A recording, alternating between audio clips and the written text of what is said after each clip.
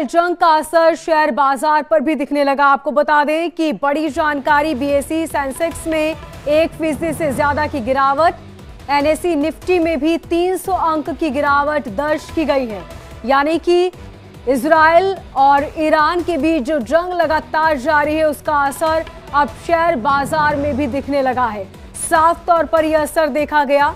BSE Sensex में 1% से ज्यादा की गिरावट, तो वहीं एनएसई निफ्टी में 300 अंकों की गिरावट दर्ज की गई। यानी कि इसका सीधा असर शेयर बाजार पर देखा गया है।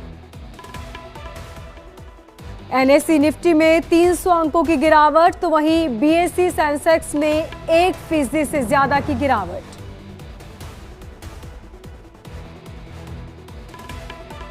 ईरान इजराइल के बीच जंग लगातार जारी और इसका असर अब शेयर बाजार में दिखने लगा है। ईरान इजराइल जंग का असर शेयर बाजार में किस कदर, ये तस्वीरें।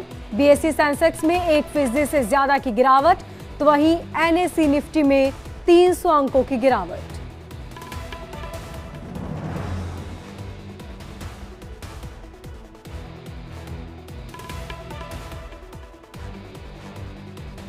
तो ईरान और इजराइल के बीच जंग लगातार जारी है। दोनों देश एक दूसरे के दुश्मन बन गए हैं और इजराइल ने भी साफ संकेत दिया कि वो पीछे नहीं हटने वाला। इसका बदला वो जरूर लेगा। अपने मुल्क के लोगों की हिफाजत के लिए वो किसी भी हद तक जा सकता है और अब इसका असर शेयर बाजार में दिखने लगा है। बीएसई सेंसेक्स में 1% से ज्यादा की गिरावट, तो वहीं एनएसई निफ्टी में भी 300 अंकों की गिरावट दर्ज की गई। यानी कि इसका सीधा असर अब आम जनता पर पड़ने वाला है।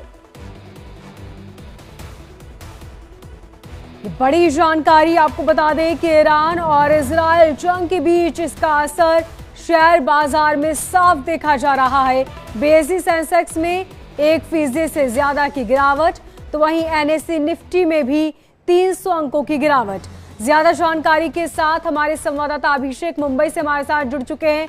अभिषेक, जिस तरीके से शेयर बाजार में इसका असर देखने को मिल रहा है, यानी कि कहना गलत नहीं होगा कि आम जनता को इसकी मार झेलनी पड़ेगी।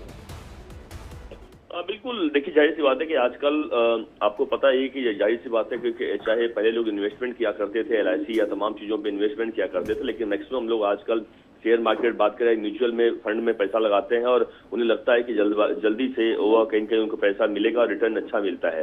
और यही कारण है कि शेयर मार्केट में जब भी गिरावट अगर आती है तो लोगों को जाहिर सी बात है भारी नुकसान उठाना पड़ता है और समय समय पर ऐसे कई सारी जब घटनाएं होती हैं तो देखने को मिलता है। लेकिन अब जाहिर सी बात है सही ईरान और इजराइल को युद्ध को लेकर जिस तरीके से लगातार युद्ध हो रहा है और किस तरीके से दोनों देशों के बीच में बड़ा टकराव देखने को मिल रहा है और लग रहा है कि कहीं बड़ा और स्थिति बिगड़ सकती है। इसके पहले देखा होगा कि रूस और यूक्रेन के बीच में लगातार युद्ध हो रहा है, उसकी वजह से भी शेयर मार्केट में बड़ा असर पड़ा था। तो कहीं कहीं अब नया मामला ये आया है तो बिल्कुल इसका असर देश के शेयर मार्केट में पड़ता हुआ दिखाई पड़ रहा है। यही कारण है कि जो शेयर मार्केट अब तक उछाल मार रहा था, तमाम रिकॉर्ड तोड़ रहा था, कहीं कहीं आज जो कि छुट्टी के बाद यानी कि 2 अक्टूबर की छुट्टी के बाद आज जब खुला है तो यह कहीं कहीं एक इसमें गिरावट देखने को मिली है। लेकिन अब चूंकि शुरुआती दौर है, शुरुआती इसलिए मैं कह रहा हूं कि जब बाजार खुलता तब का है, जब मार्केट बंद होता है करीबन 3:30 बजे के आसपास जब मार्केट बंद होगा तो हो सकता है कि यह जो गिरावट है यह बदल जाए और कुछ अच्छी चीजें हो जाए।